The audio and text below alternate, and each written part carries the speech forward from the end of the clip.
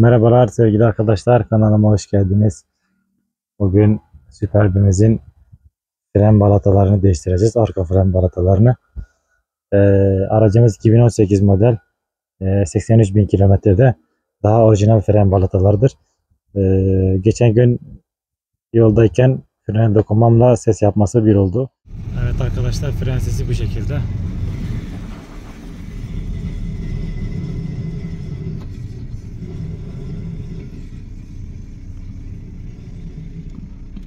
Uyarı falan da vermedi. İnip baktığımda diskin hafifçe çizildiğini gördüm. Tabii ben sürmeye devam ettim ve diskete çizikler oluşmaya devam etti. Şimdi onun nasıl değiştirileceğini göstereceğiz. Aracımız elektrikli park ayarına sahip. Cihazsız yapacağız bu işlemi. Hemen başlayalım. Öncelikle tekeri sökeceğiz. Bijonlarımızı aracı yükseltmeden önce gevşettim arkadaşlar. Şimdi aracı krikoya kaldıracağım.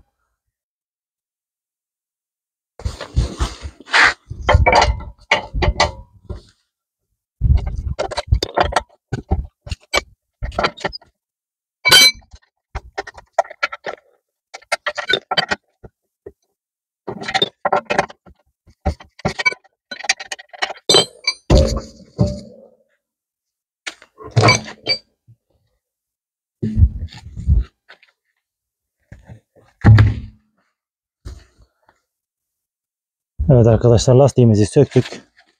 Gördüğünüz gibi diskte hafif çizikler oluştu. Ben bunu tornaya götüreceğim.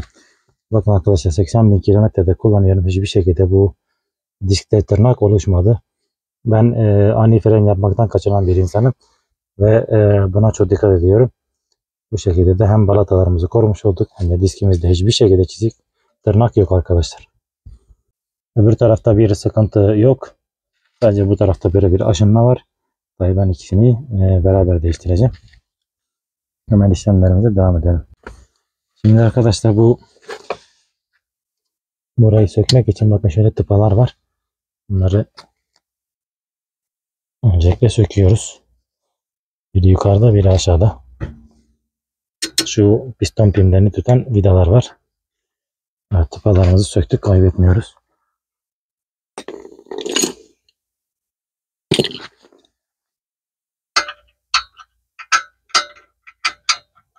Evet, burasını alyanla sökeceğiz arkadaşlar. Kaç numara alyan? Onu da söyleyelim. 7 numara alyan arkadaşlar.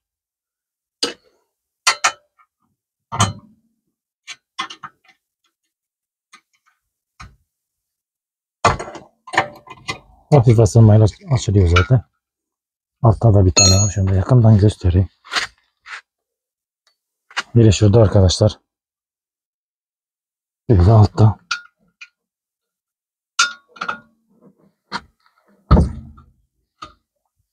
Bunları söküyorum ben.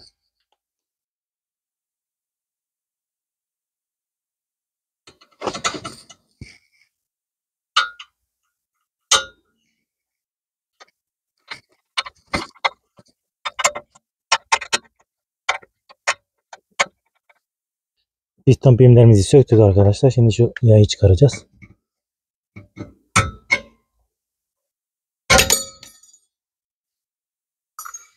Bunu da söktük.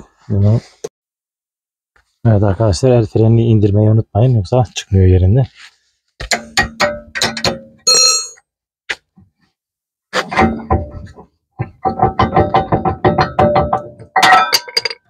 Evet arkadaşlar. Balatamız hatta sıfıra inmiş arkadaşlar. Demiri yemiş yani. Bu taraftakine bakalım. Bu taraftaki gayet iyi. Ama dış taraftaki yani tamamen bitmiş arkadaşlar, bakın. Bunun kalanları iyi duruyor da arkadaki iyi, bu taraftaki bayağı yıpranmış arkadaşlar. Burası böyle. Şimdi arkadaşlar, bizde cihaz olmadığı için biz motoru sökeceğiz ve motorun ardındaki vidayı gevşeteceğiz ve bu şekilde bu pistonu geri ittireceğiz. Yeni balataların rahat girebilmesi için. Bu işlemi yapmak için de bize bir Alyan lazım arkadaşlar. Bir hemen deneyelim. Arkadaşlar T10 ile sökmemiz gerekiyor. Bakın şurada 2 tane vidası var motorun. Şimdi yakından göstereyim. Bakın biri şurada, öbürü de karşısında öbür tarafta. Onları göç edip motoru yerinden çıkaracağız.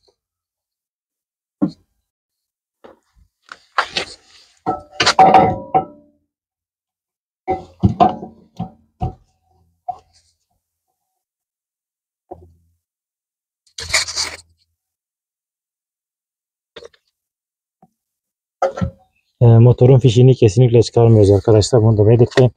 Çünkü o zaman araç arızaya düşer.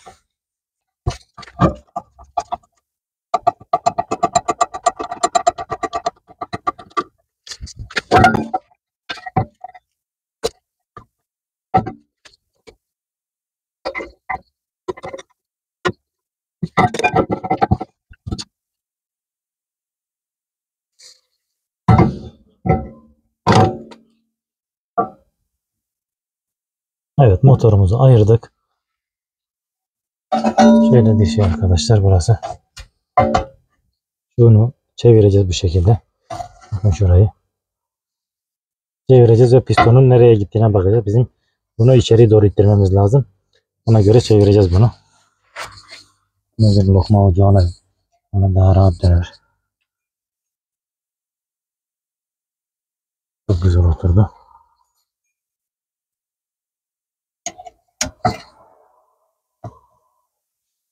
Eski balataları kullanacağım ben arkadaşlar. Şöyle arasına koyacağım. Ve hangi yöne gittiğine bakacağım.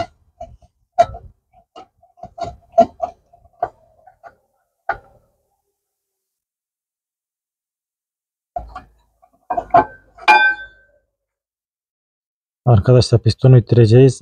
Bundan dolayı şu hidrolik kapağını açmanız gerekiyor. Hatta içinden biraz hidrolik yükselecek. Biz ilerleyen zamanda bu hidroliği de değiştireceğiz. Yani balataları değiştirdikten sonra bu kapağı mutlaka açın arkadaşlar.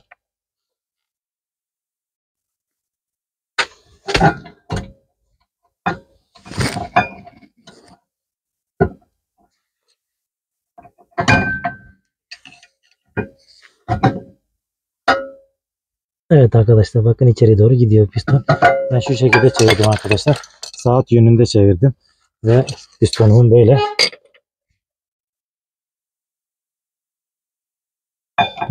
böyle bu şekilde, bakın içeriye doğru ittiriyorum. Bir tane balatayı araya koydum. Bakın içeri doğru gidiyor, görünüyor mu?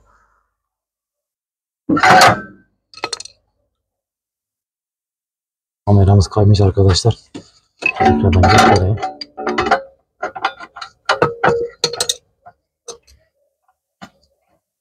Bu şekilde arkadaşlar, bakın. İttiriyorum şöyle. Bakın pistonun içeri doğru gittiğini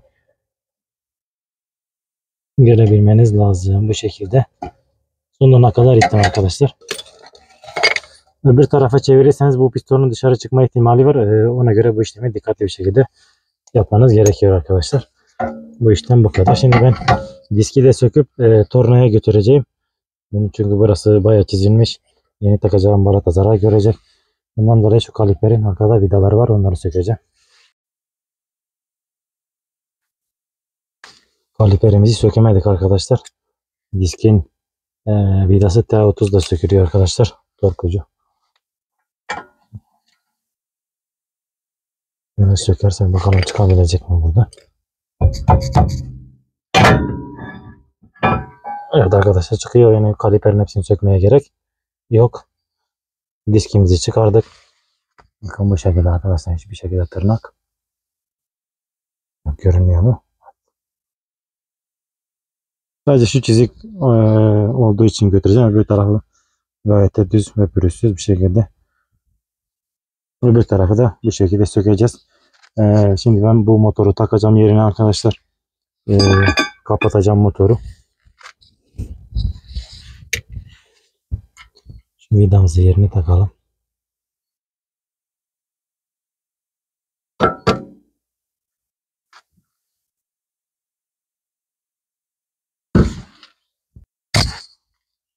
Evet, motorumuzu takmadan şu ucunu şöyle iyicene giresliyorum arkadaşlar.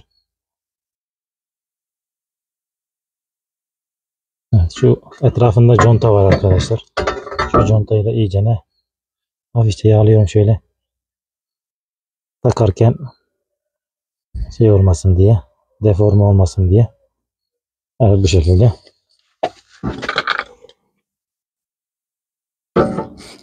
Motorumuzu yerine oturtuyoruz.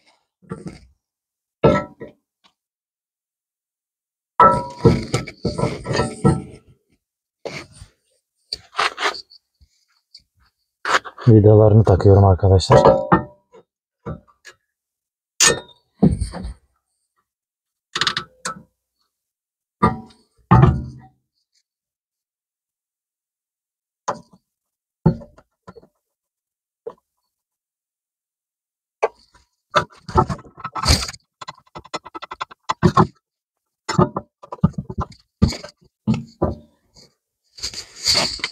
Evet, duran işlemi bu kadar arkadaşlar. Öbür tarafı da aynı şekilde söküyoruz. Şu kaliper pimlerini de temizleyeceğim arkadaşlar. Bunlar için de özel bir yağ aldım. Onu da size göstereceğim. Evet arkadaşlar, burada bir temizlik yaptık. Basınçlı yıkama makinemle bir güzel davlumbazı söktüm. Biraz yalıtım malzemem var, onu burada kullanacağım. Bu şekilde yıkama makinesiyle temizlik yaptım, her tarafı yıkadım bu şekilde. Davlumbazda burada yıkadım hepsini. Kurusun, yalıtım malzemesini buraya kullanacağım, yapıştıracağım buraya. Biraz daha sökmüşken iki işi bir de halledelim.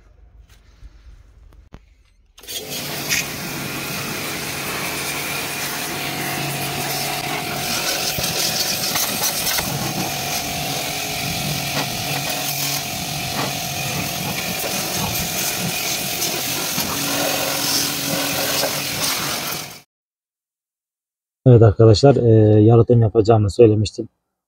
Kauçuk süngerim vardı. Onu bu şekilde arabanın davlumbazına yapıştırdım yettiği kadar. 2 rulon vardı ama diğer ruloyu bulamadım maalesef. Bu şekilde yalıtım yaptım. Evet arkadaşlar, disklerimizi de bu şekilde torna yaptık. İki taraftan da bakın böyle silme yaptık. Ayna gibi oldular. Şimdi bunların montajına geçelim.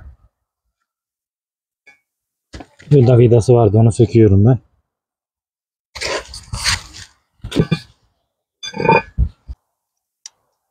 Vidası T30 arkadaşlar. Şöyle diskimizi yerine oturtuyoruz.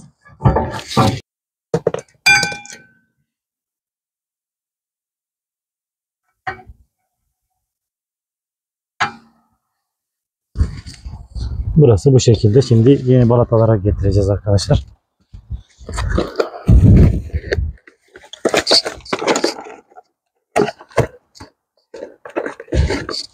Yeni balatalarımız TRV. Bu şekilde kalınlığına bakabilirsiniz. Evet.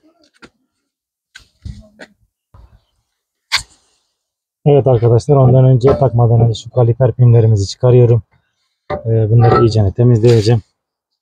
Ardından özel gres yağı aldım onlar için. Bu yağla yağlayıp öyle takacağım.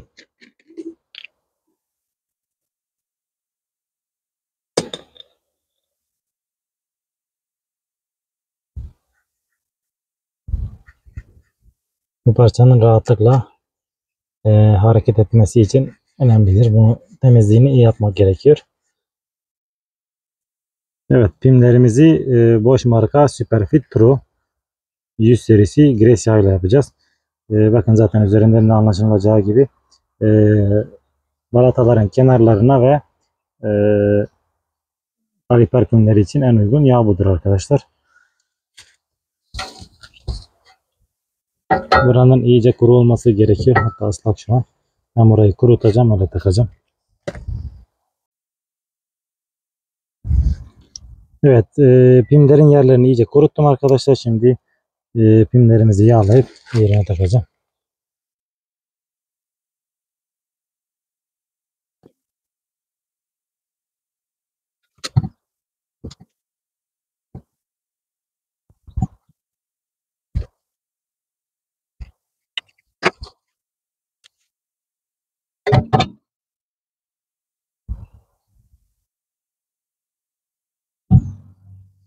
Pinlerimizi taktık arkadaşlar. Şimdi yeni balatalarımızı takacağız. Şu kendinden yaylı olan arka tarafa gidecek. Balataları takmadan şöyle birbirine hafifçe sürtersek iyi olur arkadaşlar.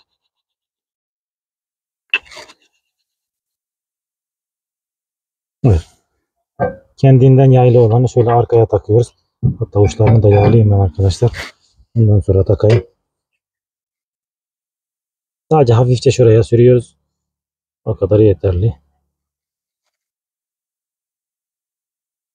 Çünkü bu ısınınca bu yağ buraya akıp şey yapmasın. Freni tutmasını engellemesin diye. Bu birincisi bu şekilde.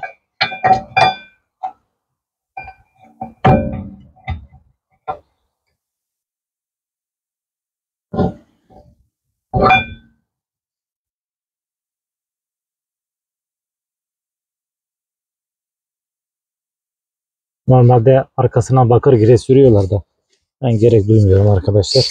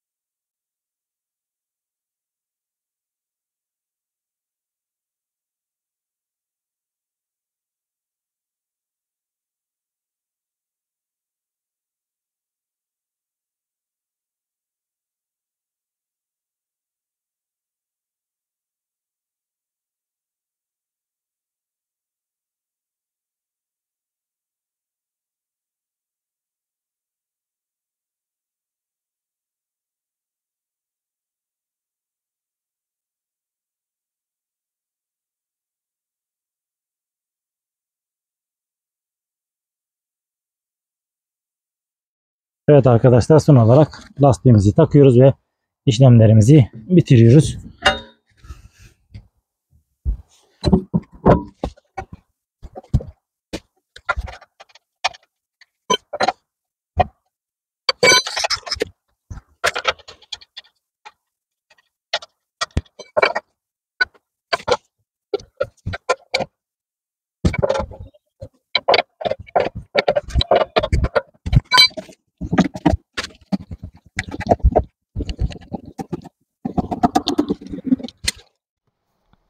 Evet arkadaşlar, işlemlerden sonra ilk marşımıza basacağız.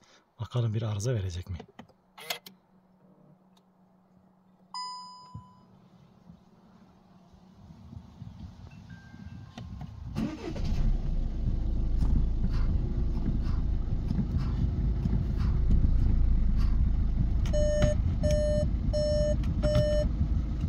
El freni çekiyorum arkadaşlar.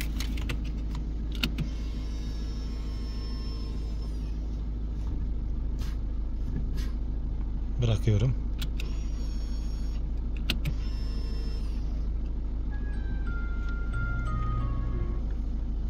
Herhangi bir sorun görünmüyor arkadaşlar. Şimdi bir yol testine çıkalım. Arkadaşlar, manevra yaparken bayağı keskin bir ses çıkarıyordu balatamız. Fren yapıyorum şu an.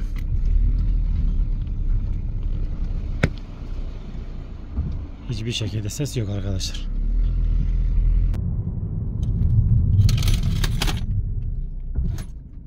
Hiçbir şekilde ses yok arkadaşlar. İşlem 4 dörtlük oldu. Aracımız hazır. Şunu söyleyeyim unutmadan. Disklerin tornasına tane başı 450 istediler. İki yerde sordum. Toplam ikisini 900'e yaptım. 630 liraya hidrolik aldım. 2 tane. Toplamda 1 litre. 1200 liraya da balata takımını aldım. Yaklaşık olarak 2830 lira tuttu. Bir de boşun şeyini almıştım. Gres yağını. Onu zaten başka zamanda da kullanacağım. Ön fren balatalarını değiştirirsem bunu da kullanırım. Yaklaşık olarak 3000 liraya mal ettim arkadaşlar. Dışarıda yaptırsak bilmiyorum ne kadar tutar. Disklerin yenisi boş marka 5000 civarı. Siz hesap edin arkadaşlar. Alet edevatı olanlar evde yapabilir bu işlemleri. Videomuz bu kadar. İzlediyseniz beğenmeyi, abone olmayı unutmayalım. Sorusu olan varsa yorumlardan yazsın. Hadi görüşmek üzere. Hoşça kalın. Son kez fren yapıyorum. Frenin sesini dinleyin. Şöyle dışarıda tutacağım telefonu.